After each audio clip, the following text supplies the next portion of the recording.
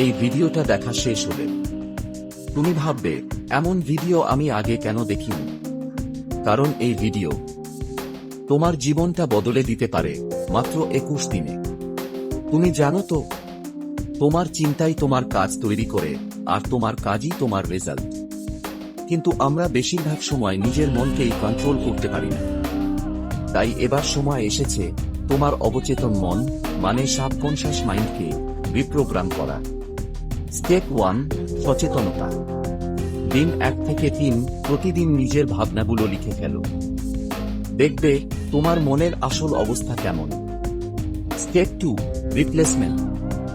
দিন 4 থেকে 7 যখনই নেগেটিভ চিন্তা আসবে, সাথে সাথে বলো, আমি পারবো, আমি সক্ষম। Step 3, visualisation. দিন 8 থেকে 11 চোখ বন্ধ করো। নিজেকে তোমার গোলের জায়গায় কল্পনা করো। তোমার মস্তিষ্ক রিয়েল আর ইমাজিনেশনের মধ্যে পার্থক্যই বুঝতে পারে না। Step 4, affirmation plus emotion. দিন 12 থেকে 15 বলো, আমি কনফিডেন্ট, আর সেটা অনুভবও করো। বুক সোজা রাখো, গলা শক্ত করে বলো।